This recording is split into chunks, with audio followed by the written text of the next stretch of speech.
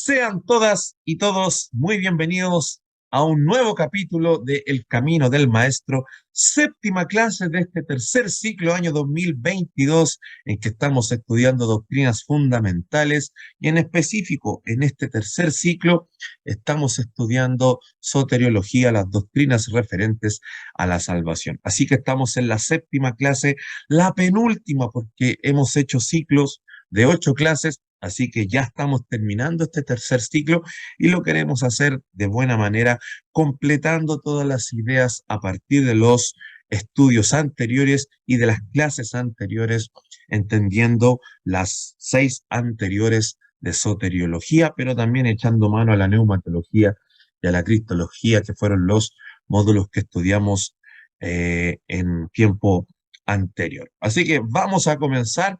Le voy a pedir a mi hermana Joanita, por favor, hermana Joanita, active su microfonito, guíenos en la oración. Terminada su oración, comenzamos el estudio de hoy. Amén.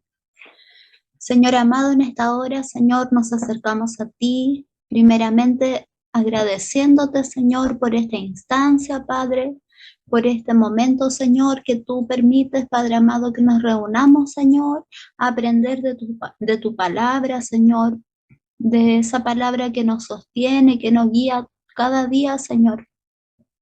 Gracias por cada uno de los que estamos, por nuestros pastores, por nuestras hermanas, nuestro hermano Cristian. Señor, gracias, Padre, porque podemos compartir este momento de aprendizaje y de bendición para nuestras vidas, Señor. Gracias, Padre, en el nombre de Jesucristo. Amén y amén.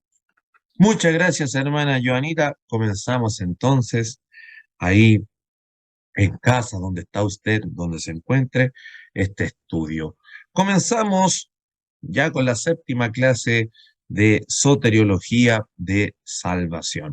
Y vamos a retomar un tema que dejamos enunciado en la clase anterior, así que le pido que tenga sus anotaciones a la mano, la Biblia como siempre, para que podamos estar conversando concerniente a eso. En la clase anterior dejamos enunciado lo siguiente, lo relativo o relacionado a los atributos divinos en la salvación.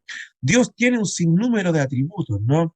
Dios tiene un sinnúmero de cualidades que teológicamente la mayoría de la literatura le dice que son atributos. Algunos atributos son propiamente de Él. Por ejemplo, Él omnisciente, omnipresente, omnipotente, solamente es Él, ¿no? Dios solamente todo lo sabe, Dios solamente todo lo conoce, todo lo siente, Dios solamente todo lo puede. Son atributos propios de Él, pero hay otros atributos que Él ha compartido con su creación, en específico la creación que hizo a su imagen y semejanza, es decir, la humanidad, el ser humano. Dios es amor, y ese atributo lo compartió, ¿no? Para nosotros, los seres humanos, tenemos esa capacidad de amar. Dios es misericordia, Él tiene misericordia y nos compartió ese atributo para que nosotros también experimentásemos lo que es vivir la misericordia, hacer misericordia y así, por medio de esos atributos que Él compartió con nosotros, poder conocerle a Él, conocer su corazón. Pero dijimos que en la salvación, dentro de esos muchos e infinitos, diría yo, atributos que están en el ser de Dios, hay dos importantes a tener en consideración a la hora de hablar de la salvación. Hay dos atributos de Dios que son bien importantes y nosotros a la hora de hablar de salvación quizás toman una connotación más significativa. No digo que sean más importantes que otros atributos de Dios, pero a la hora de hablar de salvación tenemos que centrarnos de manera más significativa en estos atributos. Y estuvimos nombrando esos dos atributos, ¿cuáles eran? ¿Cuáles son esos dos atributos que se hacen más significativos, más preponderantes a la hora de hablar de la salvación? Si alguien lo recuerda. Ahí, mi El hermana amor, Patti. pastor, buenas noches. El amor, Anoche. Muy bien, uno de esos atributos es el amor. Dios tenía que salvar porque es amor, porque Él nunca deja de amar, aún a esta humanidad que cayó en pecado. Entonces, es un atributo importante a la hora de hablar de salvación, su amor, pero había otro igual de importante, ¿no? Si alguien lo puede recordar, o alguien se Ay, no. atreve, ya que Era no la estuvo. justicia, no sé si era la justicia, la Sí, Sí, justicia. la amén. justicia de Dios también. Dios es justo y no puede pasar por alto el pecado, ¿no? Entonces son estos dos elementos, o mejor dicho, atributos de parte del Señor que están en el ser de Dios, que vienen de parte de Él, que toman, digámoslo así, insisto, no es que sean más importantes que otros atributos de Dios, todos los atributos de Dios son importantes, ¿no? Pero a la hora de hablar de salvación son esos dos los que quizás resaltan a la hora de dar una explicación. Dios es justo, y como Dios es justo, no soporta la injusticia, a Él le gusta lo correcto, as- obrar como corresponde. ¿Qué tenía que hacer con el pecado? Castigarlo.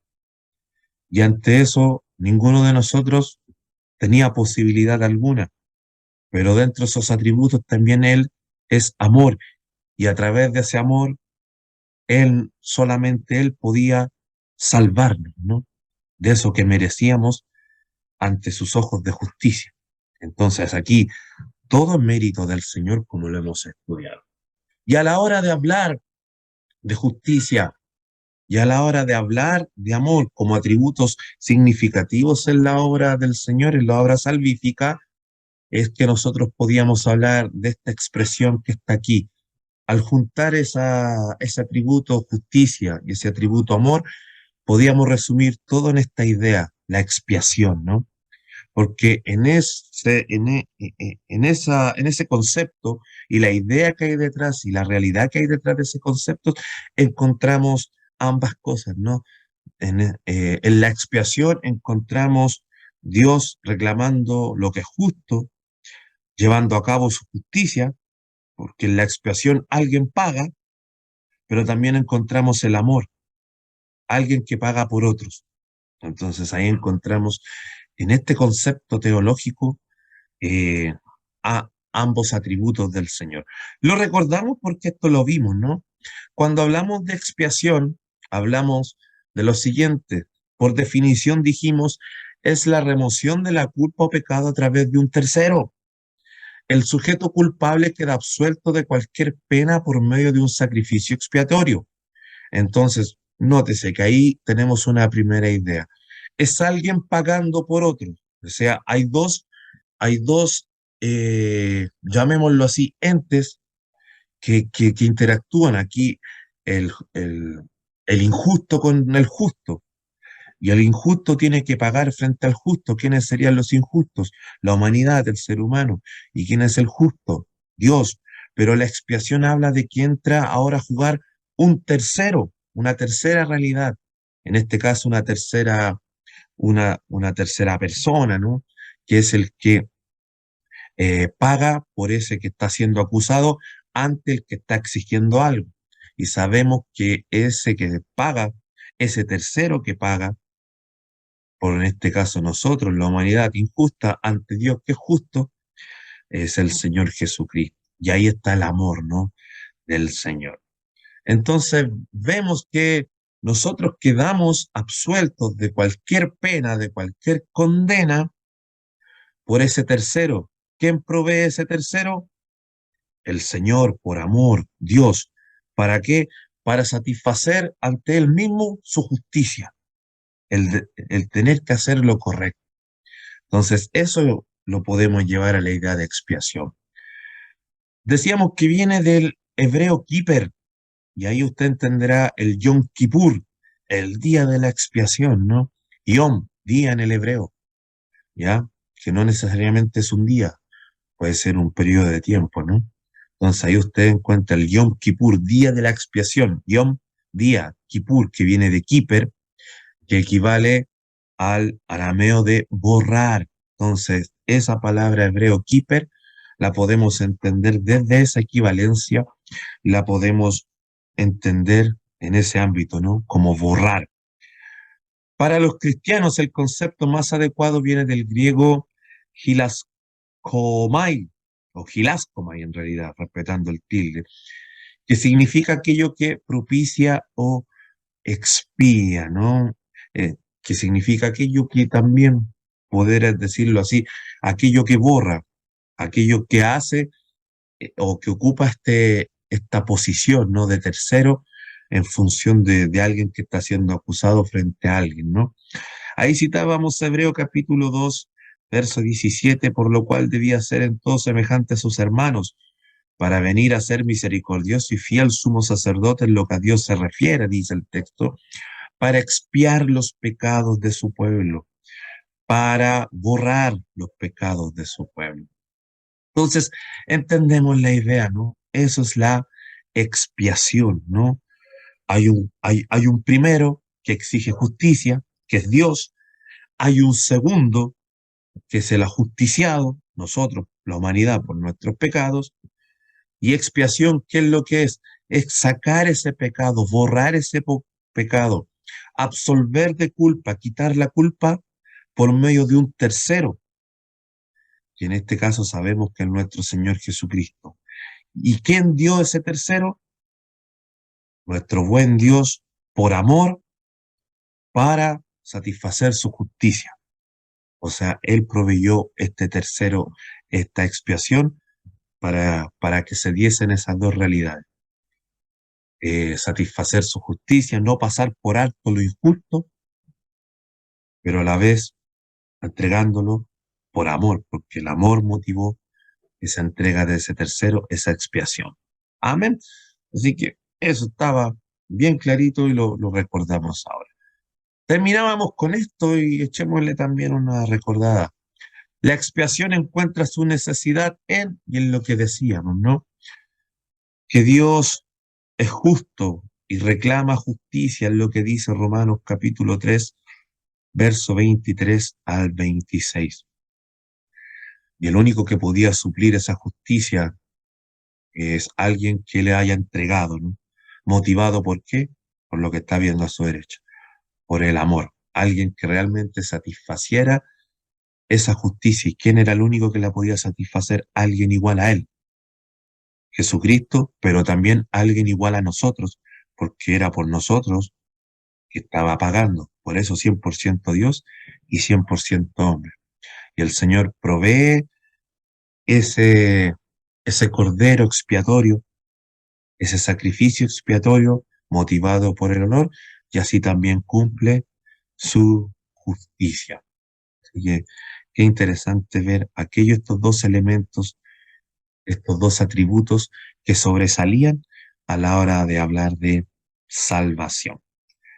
Y que qué bonito aquello, espero que haya quedado claro, porque ahora entramos a hablar otra materia, pero siempre relacionado a la salvación. Avancemos, por favor, porque ahora nos corresponde decir lo siguiente en cuanto a la necesidad de expiación. ¿Por qué era necesario una expiación? Y aquí yo puse varias aristas o argumentos para que tengan en consideración. Primero hay que decir que no era obligación de parte de Dios, ¿no? Le puse, sino que ¿por qué Él lo hizo? Simplemente por ser fiel a Él mismo y ser fiel a todos esos atributos que hay en Él. Ser fiel a Él mismo porque Él es amor, entonces Él siempre ama. Ser fiel a Él mismo porque Él es justo y tenía que satisfacer esa justicia. Pero podríamos hablar de otros atributos de Dios. ¿Quién se atreve a decir algún atributo del Señor? A ver, mi hermana Pati quiere puro responder, vi que fue ahí a apretar la pantalla.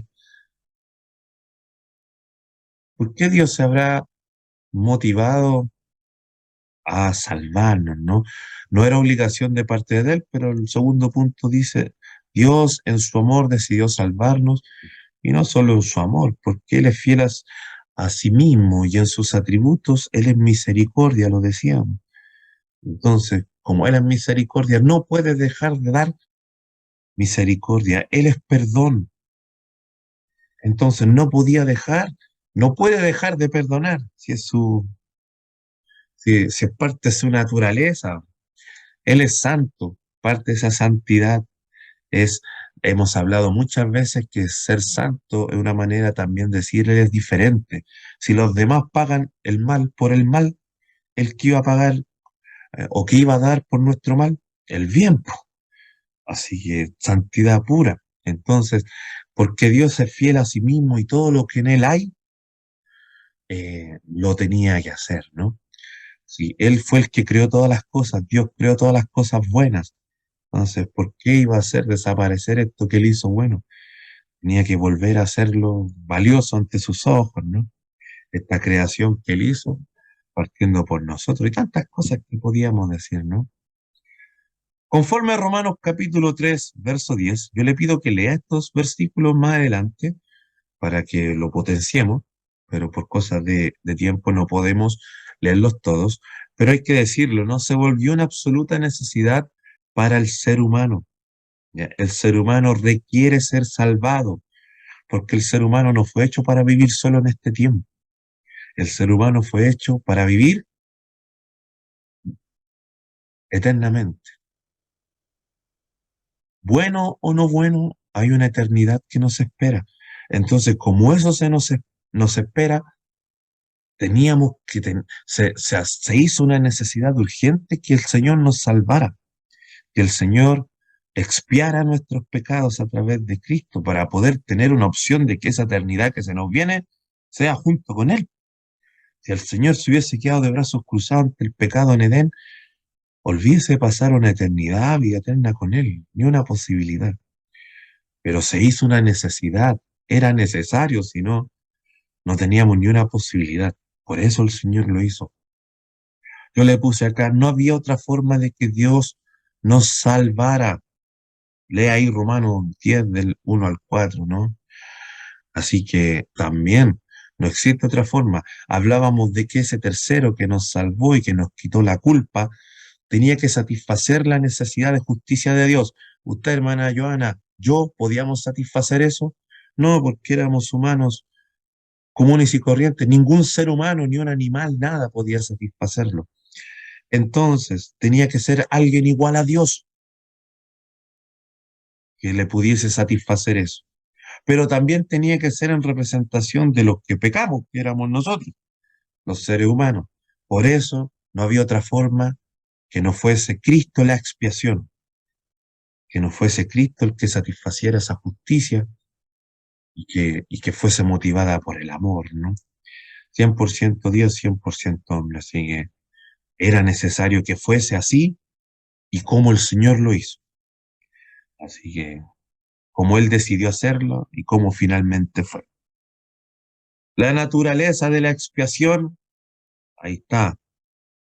¿Dónde encuentra lo más importante de esta expiación? En la obediencia a Cristo, Romanos 5:19.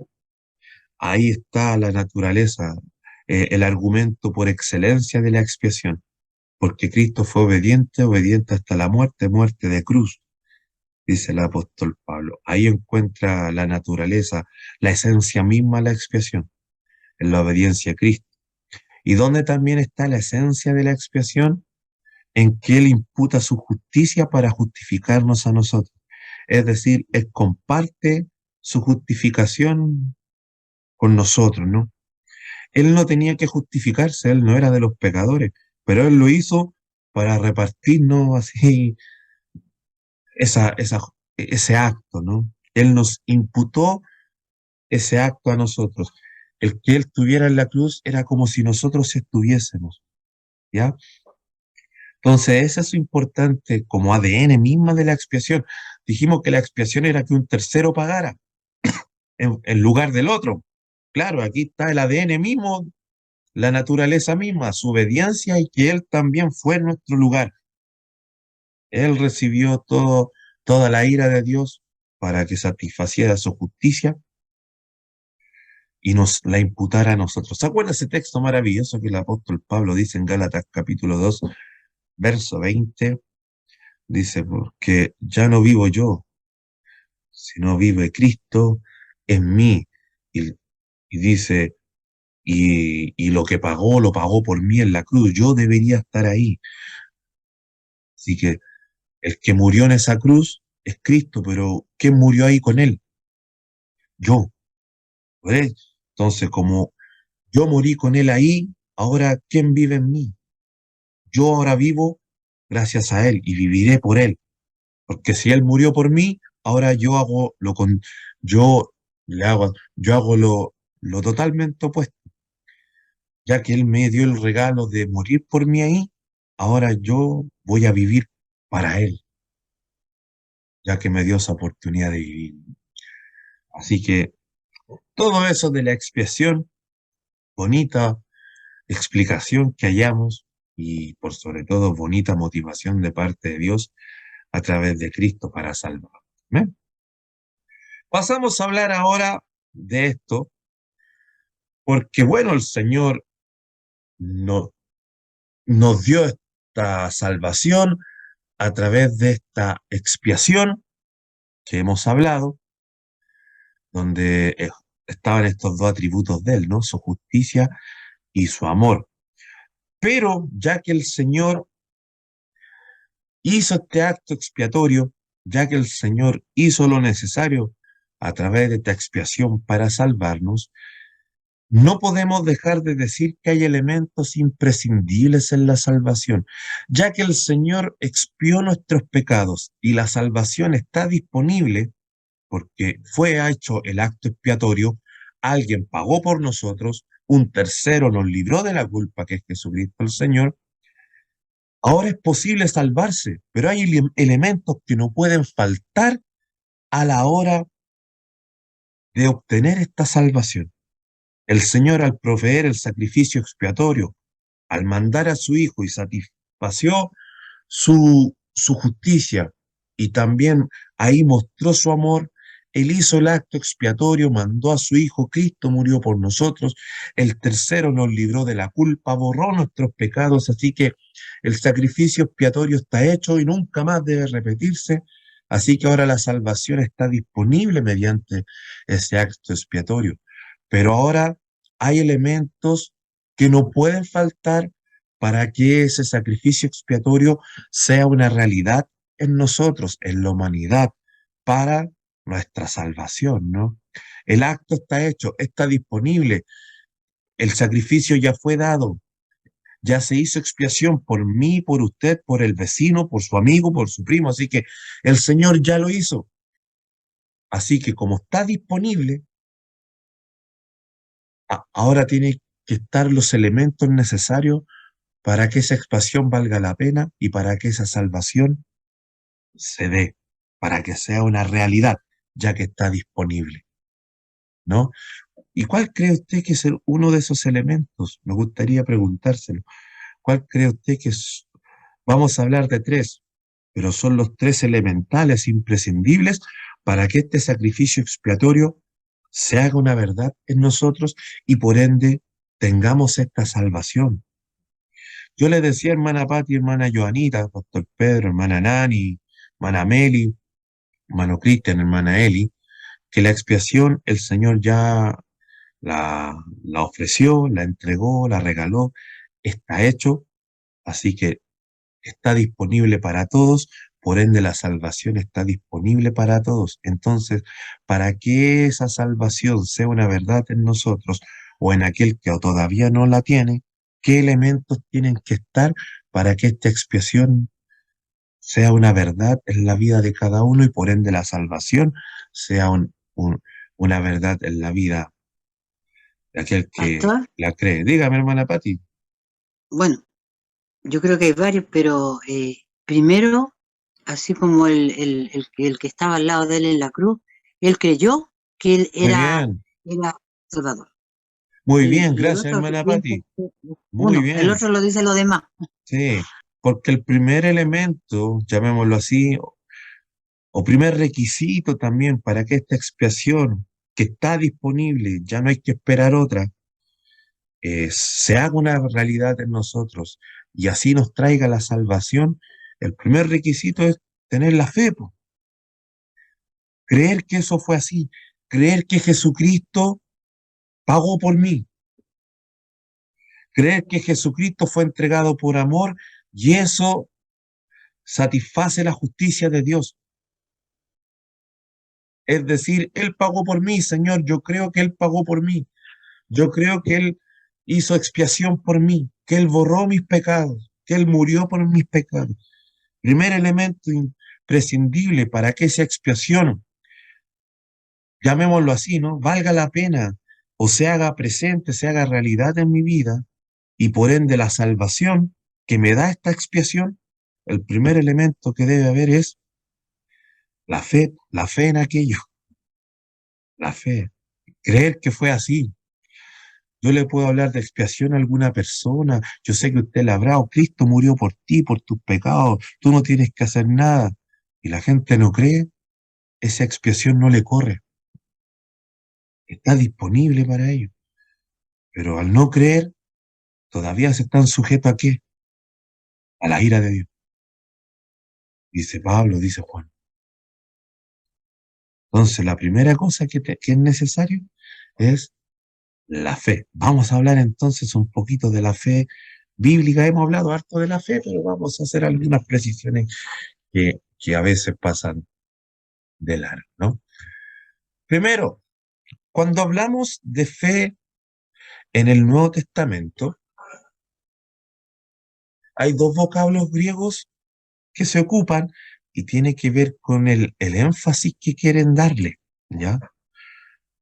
El Alguna vez lo dije en una predicación y se lo quiero recordar ahora. El primer vocablo griego cuando se habla de fe en el Nuevo Testamento, usted lo ve aquí, ahí está en griego y aquí está en español. Pistis, que se puede traducir como fe, confianza, creencia, convicción, buena fe, enseñanza, doctrina, garantía, compromiso, fidelidad. Se puede transmitir de todas esas formas. Y la otra palabra que se usa muy similar, que es pisteuo o pistiuo, ¿ya? Que se puede traducir como creer, tener fe, tener confianza, confiar, bien, ahí se repiten un poquito. ¿Cuándo se usa una y cuándo se usa la otra? Como dice el enunciado, dependiendo el énfasis que se quiera dar. Cuando usted habla de pistis en el Nuevo Testamento, son esos pasajes donde la fe se describe. Cuando se habla la fe como explicándola desde el concepto. Cuando, cuando usted me dice, Pastor Daniel, ¿usted qué me puede decir de la fe? Mira, la fe es creer aunque no veas. La fe es creer que las cosas van a pasar aunque no pasen. Eso es pistis, es como una descripción de la fe. ¿Se entiende? ¿Todo bien? ¿Y cuando se usa pistillú? Cuando el énfasis no es explicar, sino que cuando el énfasis está en la acción de la fe. Por ejemplo, Juan ocupa pistillú en todo su evangelio, porque Juan está combatiendo una herejía que los tipos decían, unos falsos maestros, miren, yo digo que la fe es esto, yo digo que la fe es esto otro. Y Juan dice, sí, vos, pero tú decís nomás, po, pero no la vivís. Y la fe con la obra hay que vivirla. Entonces, cuando se le da énfasis a la acción de fe, esa fe que Abraham caminó, que Rahab fue y ayudó, toda esa fe que cuando se le hace el énfasis a la acción, porque la fe tiene que ver con acciones, es pistillú, cuando el énfasis está en la acción de la fe. Y pistis es como la descripción de la fe, es como si dijéramos el Hebreos 11:1, es la fe, la certeza, lo que se espera, estamos describiéndola, ¿no? Pero una cosa es describirla, la otra es vivirla. Entonces, ahí están los énfasis. Pistis es para describirla y pistillú es para enfatizar las acciones que debe tener, ¿no? Ahora, desde una perspectiva bíblica se puede definir como, aquí hay otra definición, como la creencia y plena confianza en Dios, en Cristo y en su palabra, pero bajo estos dos elementos que describíamos anteriormente. Fe a la luz de la Escritura es creer, confiar en Dios, en Cristo y su palabra, pero no solamente creerlo aquí, en el concepto, sino que lo creo, por ende, lo vivo. Yo creo, Señor, en ti, confío en Cristo, confío en el Espíritu Santo, confío en que tú has dicho estas cosas en tu palabra y porque las creo aquí, también las vivo. Es ponerla por obra. Creo que el libro de Santiago dice eso, ¿no? La fe sin obras es muerta. Es como creerla para vivir. Esa es la famosa gemuná hebrea. Los hebreos tienen ese concepto de la fe, gémuna. Para ellos la fe tiene 3 pasos: escuchar, asimilar y hacer. Entonces, desde una perspectiva bíblica, es eso, ¿no? Así que lo primero que hay que hacer, si tomamos y hacemos el nexo con la explicación anterior: Señor, yo creo que tú pagaste por mis pecados, enviaste a Cristo y borraste mis pecados. Yo creo en tu expiación, pero porque la creo, por favor mire la cámara, la creo, la entiendo y ahora voy a vivir en función de que Cristo pagó por mis pecados. Ahí está el elemento fe. Lo primero que hay que tener, esa es la fe bíblica, la fe en el sacrificio de Cristo, en la expiación de Dios por nuestros pecados. Es importante considerar lo siguiente: la fe no debe ser meramente intelectual, lo que decíamos, ¿no? Sino también producto de la convicción del ser. Hay que ponerle color. La fe debe afectar toda la realidad de la existencia humana. Para muchos somos cuerpo, alma y espíritu. Bueno, la fe tiene que afectar todo eso. Para un judío, la vida es cuerpo, alma y espíritu. Para ellos son la misma cosa. Entonces, bueno, para ellos es así, pero la fe tiene que afectar todo el ser. ¿Se entiende? No puedo solamente tener fe. eh, ¿Sabe por qué lo digo? Parece elemental, pero no sé si usted, a mí una vez me pasó con un joven de la red de jóvenes que yo estaba a cargo. Siempre me decía: estoy mal conmigo porque esta carne peca, esta carne, y me hablaba de la carne. Yo le dije: tranquilo, si la carne hace lo que piensas y lo que siente. Él pensaba, él dijo: yo amo a Dios, pienso en Dios todo el día, pero mi cuerpo es el que peca, así, como que se segregaba, así, como que él separaba lo que era. Y cuando usted vive, vive entero, po. Yo le decía: ten cuidado con eso, porque tú cuando vayas a comprar el pan, no va tu cuerpo a comprar el pan y tu mente y tu espíritu se quedaron en la casa, así leyendo un libro. No, po, eres todo. Entonces, si tú dices que con el cuerpo pecas, es que algo estás sintiendo, algo estás pensando, ¿no? La fe es lo mismo, po. La fe abarca toda la realidad de nuestro ser, ¿ya? Eso de pensar, creer, hacer, tiene que ser con todo lo que somos. ¿Se acuerda del gran mandamiento judío? Involucra eso, ¿no? ¿Cuál es el gran mandamiento? Ama a Dios con todo, ¿qué cosa? Dice. De todo tu corazón, de toda tu alma, de toda tu mente, con toda tu fuerza. Cuando le pone fuerza, incluye el movimiento del cuerpo. Eso ya lo tenían claro desde el Antiguo Testamento. Todo el ser. Tercer puntito para tener en consideración: cuando la fe se funda en la palabra de Dios, cuando la fe está cimentada en la palabra de Dios y la confianza o esta fe, a partir de que se funda en la palabra de Dios, reposa de manera obvia en Dios y en Cristo, ahí tenemos la fe que salva. Cuando esta fe está sustentada en la palabra del Señor, y si está sustentada en la palabra del Señor, obviamente estará sustentada en Dios mismo, en Cristo. Ahí tenemos la fe que salva, porque si su fe está sustentada en la palabra del Señor, ¿qué le dice el Señor en su palabra? Cree en mi Hijo, que yo lo entregué para satisfacer mi justicia, pero lo entregué por amor. Eso dice la Biblia. Por ende, si su fe está sustentado en eso y usted lo cree con su mente, su corazón, su ser entero, ahí está la fe salvífica, ahí está el acto salvífico del Señor. Es una cosa, es la consecuencia directa, van entrelazadas totalmente. Si creo en la palabra del Señor, creo en Dios, creo en Cristo, en su sacrificio, creo en su expiación con todo mi ser, es decir, con la fe correcta, con todo mi ser, y por ende ahí está el acto salvífico del Señor. No puede decir que leyendo la palabra del Señor no cree en Cristo o no cree en Dios.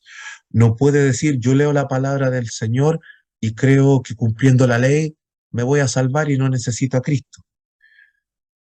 Leyendo la palabra del Señor nunca nadie podrá decir yo creo que yo mismo me puedo ser expiatorio delante del Señor. Yo puedo pagar por mí mismo mis pecados. Eso es imposible, ¿no? La fe se funda en la palabra de Dios, se fundamenta en la palabra de Dios y automáticamente esa fe reposa en Dios, en lo que Él ofreció, en Cristo lo ofrecido y su sacrificio expiatorio por nosotros, y eso nos lleva a salvación. ¿Sabe que lo digo por ridículo que pasa? Pero que suene, perdón, pero pasa. Eso lo he dicho muchas veces, pero lo lamentable cuando yo me encuentro con iglesias o con religiones que usando la misma Biblia que nosotros, creen que ellos se pueden salvar o juegan un rol o tienen algún grado de incidencia en su salvación, como los adventistas. Los adventistas usan la Reina Valera 60, igual que nosotros. Así que los que se juntan los sábados, y lo digo con pena y lo digo para clarificar. Lo digo porque ellos tienen una red de colegios muy buena, pero en los colegios enseñan eso. El otro día me preguntaban, pastor, el infierno no existe. Veníamos hablando ahí, porque a veces, claro, uno siempre va a buscar el mejor colegio, la mejor alternativa como papá, y los colegios adventistas son muy buena alternativa a su formación, no permiten garabatos, los profesores se les respeta, funcionan 10 puntos algunos colegios adventistas, pero enseñan su fe. Entonces enseñan que para agradar a Dios no hay que comer pan con paté, ni pan con chancho, ni completo, porque son derivados del cerdo y ellos creen que hay que cumplir los 10 mandamientos. Entonces, Eso, pastor, eso. y Creen eso que es poner, cumpliendo algo de la ley, porque no, a el su Señor fe le dice que agregan Él el solo cumplir la pudo, ley. claro, ellos, Y eso, claro, el Señor Jesús dice que nadie podía cumplir la ley, porque la ley eso, no solo son los 10 mandamientos, y sí, no, siempre a uno le enseñaron como que eso era la ley, los 10 mandamientos. no, son caleta más, po. Y claro, entonces uno va 613 para leyendo, ser preciso. claro, ¿y quién va a Entonces, cumplir todo eso? si se fija, hay credos que le agregan a la muerte de Cristo algo más que pasa a ser mérito, y eso es incorrecto, ¿no? Por eso le decía yo que la fe se debe sustentar en la palabra del Señor, y cuando está sustentada en la palabra del Señor, esa fe cree con su mente, con su corazón, y lo vive. ¿Qué cosa? Que Dios quería satisfacer su justicia. Nadie podía, solamente uno, Cristo. Cristo fue el Cordero expiatorio, ese tercero que pagó por mí, y por amor, Dios mismo lo entregó por amor, y eso es lo que me salva y debo creer eso. Y ahí hay salvación, ¿no? Entonces, lo digo porque a veces estas cosas nos suenan elementales a nosotros que las vivimos, las creemos y las profesamos, ¿no? Pero, pero pasan. Yo tengo muchos, y vamos pelando, ex alumnos de seminario que ya conozco dos casos que volvieron y se hicieron prosélitos judíos y celebran fiesta y todo. Es complicado eso. Volvieron atrás. Pasó lo que Pablo le reclama de cierta manera a los Gálatas. Sigamos. El segundo elemento que no puede faltar. Si hay fe, debe haber arrepentimiento. Esa fe que está sustentada en la palabra del Señor, ¿qué nos dice? Si creíste, arrepiéntanse. Tienen que arrepentirse. Entonces es importante para que este sacrificio expiatorio sea verdad en nosotros, para que esa salvación que está disponible para todos y todas, que el Señor ya hizo, ya entregó, el Cordero entregó al tercero, él mismo lo entregó para satisfacer su justicia y motivado por su amor, Cristo fue el entregado y él murió porque el Padre lo entregó, él ya borró nuestros pecados con su sacrificio, no hay que hacer otro. Entonces, para que eso sea una verdad, tiene que estar la fe y tiene que estar el arrepentimiento. ¿Puede haber fe en Dios sin arrepentirse? ¿Qué opina usted, mi hermana Joanita? No, ¿vio? Muy bien. La fe bíblica nos invita a que el momento que creíste, te arrepientes. O porque te arrepentiste, porque empezaste a creer. Podríamos decirlo de las dos maneras. No es que una cosa sea primera que la otra. Para mí son simultáneas. Creíste porque te arrepentiste. Y si te arrepentiste es porque estás creyendo, ¿no? Así que veamos, pues veamos cómo podemos definir esto. Arrepentimiento. Miren, hay una expresión que se usa mucho en el Antiguo Testamento cuando se habla de arrepentimiento y es un verbo. Es el verbo chuv. Ahí está. Ahí está la shin. Ahí está una vab con un puntito que es una u. Y ahí está la letra bet. ¿Ya? Ahí de derecha a izquierda, chuv, dice ahí. Ahí se lo transliteré. Que nos habla de un cambio de camino o sentido de dirección. Es cambiar de dirección. Si voy para el norte, rápidamente me doy vuelta y me voy para el sur. Si voy para el oeste, me di cuenta de algo, giro rápidamente y me empiezo a ir al este. Si estoy en el desierto y voy camino a Arica, giro rápidamente y empiezo a ir hacia el sur, camino a Punta Arenas. Si voy a la cordillera, me doy cuenta que algo estaba mal, ¡pum! Y me voy de vuelta rápidamente, medio giro, y me voy hacia el mar. Eso es chup. Así, un cambio drástico de dirección o sentido. Eso lo podemos ver en Jeremías 18:10. Vuélvanse de sus malos caminos, vuélvanse, ¡fum! Dense vuelta, cambien de dirección rápido, ¿no? La expresión griega equivalente a chup es casi lo mismo. El equivalente, esto en el Antiguo Testamento, está en hebreo, en el griego Nuevo Testamento, es metanoia. Que a lo que decíamos también hay que agregarle que implica un cambio radical de percibir o pensar.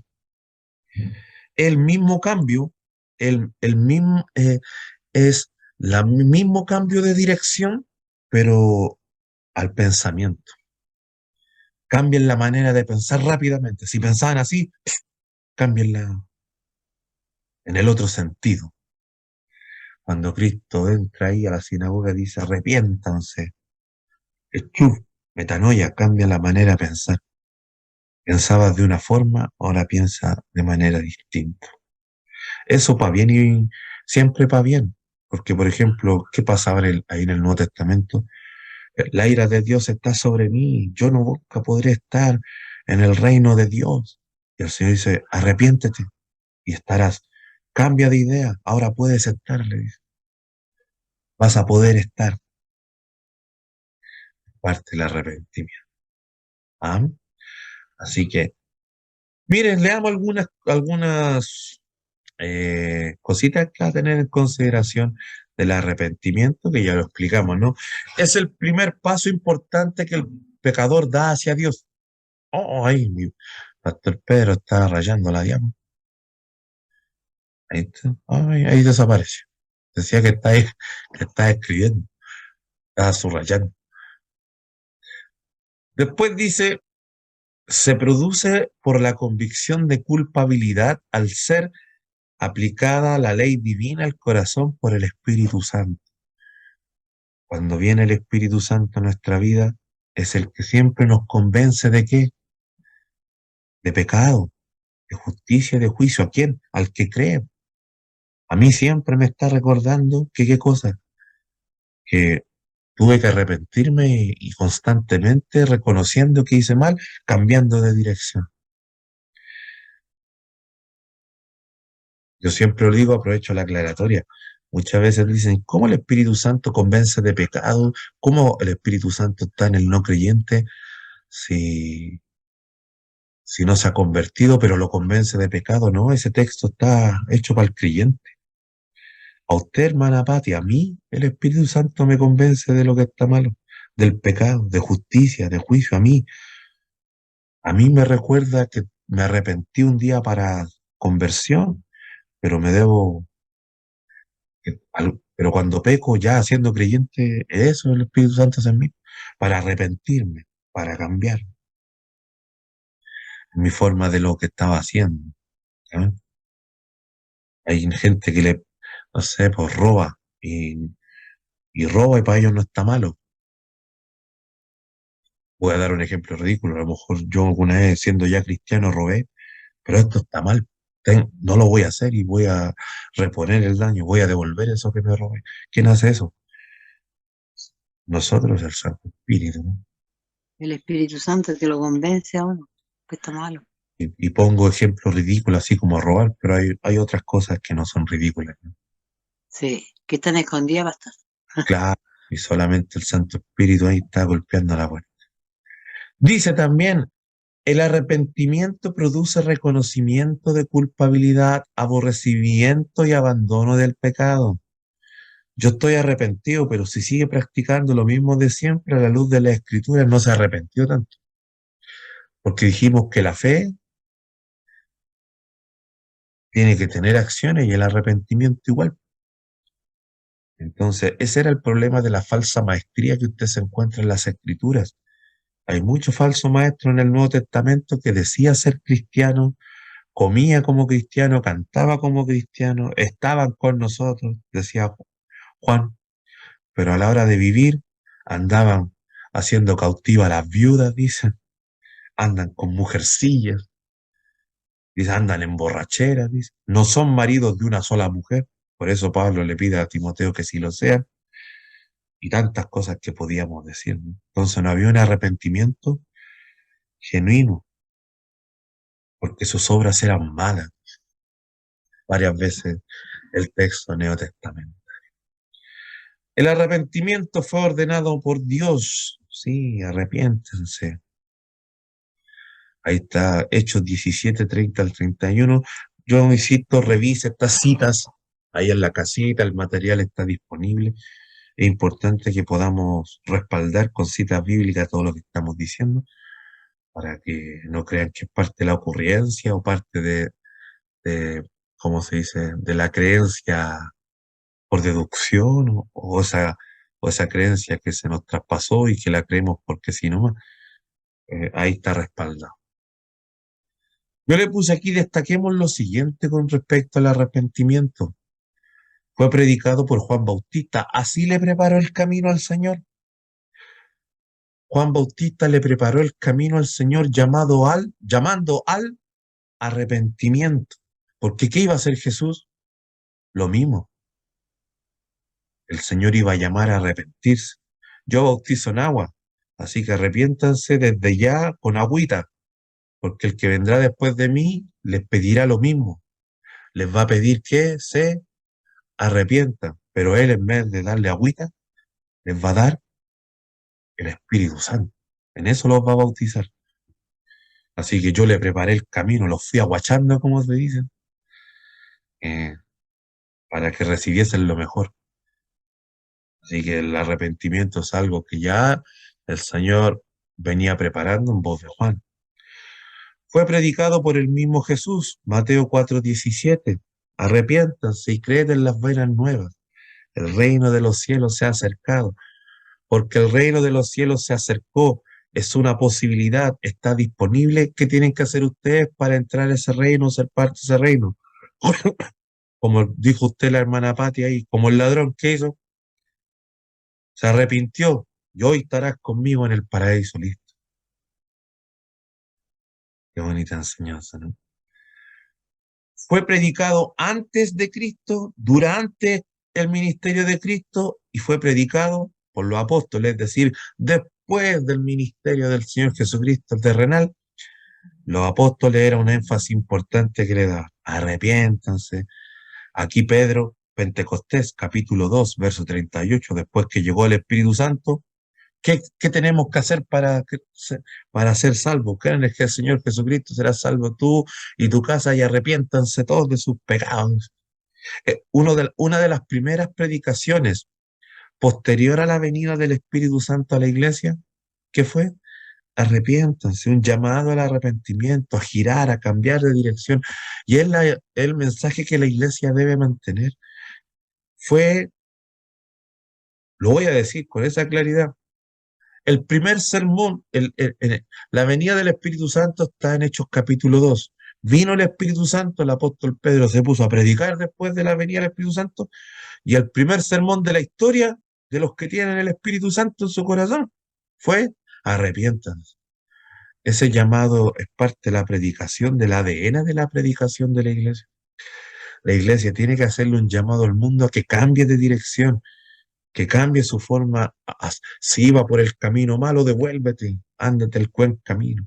Si piensas hacer lo malo, cambia, gira, cambia de sentido y piensa en lo bueno. Arrepiéntete y tendrás la fe necesaria, ¿no? Qué bonito aquello. Quiero dejar el tercer elemento necesario para la obra salvífica de Dios. Hemos dicho, el Señor entregó el sacrificio expiatorio para que fueran borrados nuestros pecados. Ya está listo, está disponible, no tiene que venir otro. Así que para que ese sacrificio, ese perdón de pecados, ese que pagó por nosotros, se haga una realidad en nuestro ser, tenemos que primero creer, arrepentirnos. ¿Y cuál cree usted que es el tercero?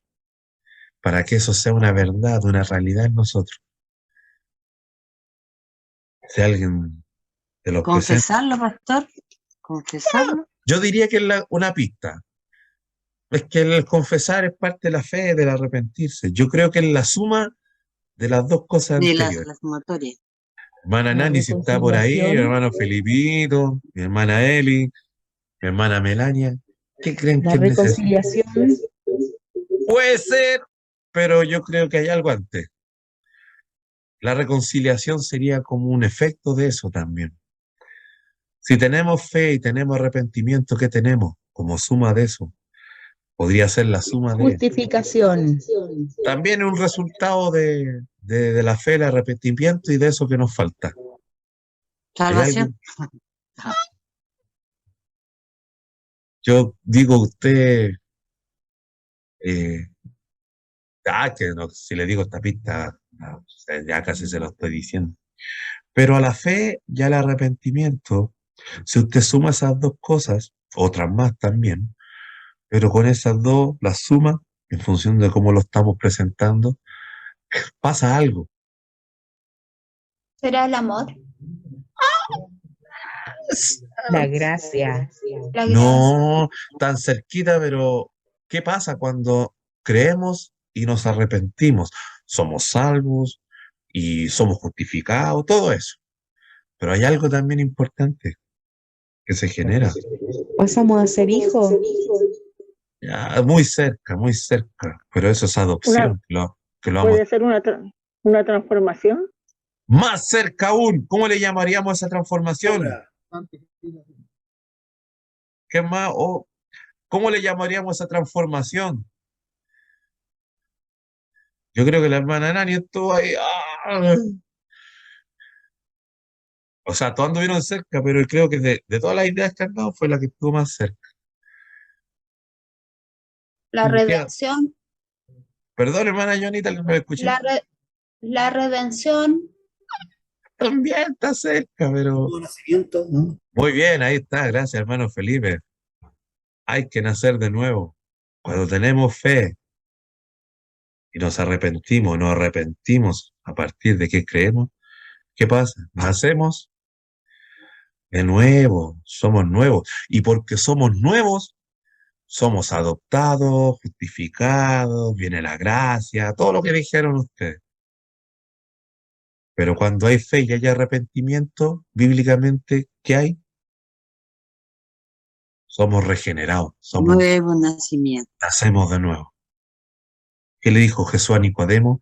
Baja al agua, cree y baja al agua, cree y manifiesta que te has arrepentido, bajando al agua, como Juan hacía el llamado de bajar al agua. Nace de agua y de espíritu, y verá el reino de Dios, porque para ver el reino de Dios hay que nacer de nuevo, y ahí le tira la frase, ¿no? Entonces, estos son los tres elementos que tienen que estar para que la expiación hecha por Dios sea una verdad en nosotros. La expiación ya está hecha, disponible para el mundo. El que cree, como lo definimos, el que se arrepiente, como definimos, el que nace de nuevo, en esa es una verdad, esa expiación. ¿Se entiende? Así que vamos a hablar en estos 5 minutitos de nuevo nacimiento. ¿Cómo lo podemos definir, no? De muchas formas, pero aquí lo definimos así. El nuevo nacimiento es otro elemento crucial en la obra de salvación de Dios. La expresión griega del Nuevo Testamento, genese anothen, ahí está, o genethei anothen, habla de una nueva vida espiritual e integral provocada por la palabra de Dios. Obviamente habla de una nueva vida, de un renacer espiritual, ¿no? Porque ya nacimos, ¿no? Si no estaríamos siendo como Nicodemo. Vamos a entrar de nuevo al vientre, no, pues habla de un nuevo nacer, una realidad espiritual, una nueva forma de pensar, de sentir, ¿ya? Que es provocada ¿por qué? Por la palabra de Dios, 1 Pedro 1:23, y obviamente el Espíritu Santo, ahí está Juan 3, del 5 al 6, el verso que citábamos de la conversación de Jesús con Nicodemo. Esperen un poquito. Ahí sí, vamos medio malito. Vamos saliendo. Veamos un poquito qué podemos decir de este nuevo nacimiento, que ya como que lo definimos un poquito, ¿no?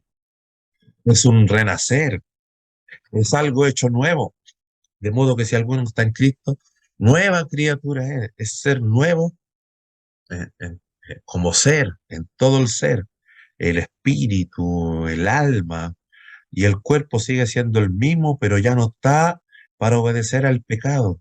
Ahora este cuerpo, aunque es el mismo, está al servicio de Dios, de la fe, de su evangelio. Y este cuerpo tiene que esperar para ser regenerado, transformado cuando el Señor nos lleve, ¿no? Porque hay que cumplir la sentencia. Todos tenemos que volver al polvo, ¿no? Fue sentencia para todos, creyentes y no creyentes. Así que el cuerpo espera, pero también va a ser regenerado, como nuestro corazón y nuestro espíritu, ¿no? Es un acto divino que imparte al creyente una vida nueva en unión con Cristo, haciéndolo partícipe de la naturaleza espiritual. El espíritu estaba muerto, o más que muerto, estaba ahí, podríamos decir, apagado. Estamos dando ideas, más que centrarnos en los tecnicismos, centrémonos en la idea, ¿no? Espiritualmente muerto, es decir, no, el espíritu, el que se conecta con el Señor, estaba ahí sin función, sin funcionar. Estaba, no, porque obviamente no había ni una relación con Dios. La nueva vida viene con eso, ¿no? Es una nueva vida espiritual, ¿no? Partiendo porque ahora volvemos a tener una relación con el Señor. Obviamente, en el nuevo nacimiento el ser humano es convencido de pecado. Sí, se da cuenta de que era pecador, ¿no? Y mira al viejo hombre a partir del nuevo hombre. El viejo hombre no puede mirar al viejo hombre porque no tiene punto de referencia. Ni siquiera se da cuenta que está bajo la realidad del pecado, ¿no? Pero el nuevo hombre se da cuenta que es nuevo y puede mirar atrás y darse cuenta que el otro, el viejo hombre, está sujeto al pecado. El ser humano arrepentido confiesa su pecado y entrega el control de su vida a Cristo. Ahí está, Hechos 2:38, 1 Juan 8:9. El ser humano convertido a Cristo es hecho hijo y miembro de la familia de Dios. El que nace de nuevo tiene nueva familia. Herederos con Cristo, coherederos con Él. Vamos a ver más adelante en detalle aquello. El Espíritu Santo es el agente que hace su obra en el ser humano, espiritualmente muerto, pero ahora por la fe y el arrepentimiento viene el Espíritu Santo al creer en la obra expiatoria, viene el Espíritu Santo y revive eso que estaba muerto. Yo creo que eso podríamos meditarlo en estos 2 minutos que nos quedan. ¿Usted recuerda su vida pasada sin el Señor? Yo, la fe, no lo digo en el siguiente sentido. Eh, Mucha, se lo planteo desde la buena vereda. Cuando levantamos manos, oramos y sentimos la presencia del Señor. Y yo digo, pensar que esto antes no lo sentía, pensar que ni siquiera me hacía eco, ni siquiera me hacía sentido, porque no había, estaba muerto eso. Pero ahora que volvió a vivir, lo vivo, es otra cosa, ¿no? Es cuando no quiero, no lo digo poéticamente, lo digo desde la convicción más pura. ¿Ya? Eh, Ana, yo he tenido, y yo sé que usted también, momentos tan bonitos con el Señor, que llega un momento que es inexplicable. Yo trato de explicarlo y no quedo corto en semántica. Es algo inigualable. El que tiene eso no lo cambia eso por nada del mundo. El que lo ha atesorado bien. Como una vida de pecado, de libertinaje. No digo libertad, digo libertinaje, que es distinto. Como eso algunos piensan que siquiera se puede igualar a eso. Yo tengo varios conocidos buenos para pensar en creer en postulados de distintas cosas, religiosos, políticos, filosóficos, y lo pueden poner a la altura de lo que significa el haber nacido de nuevo. Yo digo que no son cosas que no debiesen conocerse, porque son parte de nuestra vida y hay que conocerlas para poder desenvolvernos bien, pero ponerlo a la altura de haber vivido nuevamente espiritual y tener una relación con Dios en la oración, en la adoración, una cuestión extraordinaria, ¿no? Como digo, faltan palabras de repente. Gracias, Señor. Es una obra creadora de Dios. Solamente Dios puede hacer de nuevo. Solamente Dios puede volver a hacer nacer eso que ya nació. El creyente recibe poder para vencer las obras de la naturaleza carnal pecaminosa. Volvemos a nacer, pero no como antes, po. Ahora nacemos, pero nacemos con ese Santo Espíritu que nos permite combatir eso que antes nos tenía muertos en delitos y pecados, dice Pablo. Entonces, es volver a nacer y nacer mejorado, porque tenemos herramientas para no volver atrás, no volver a estar en esa condición. El Señor se preocupa de eso.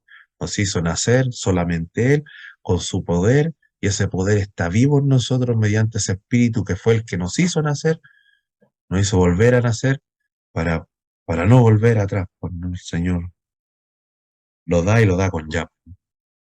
Y permite acceder al reino de los cielos.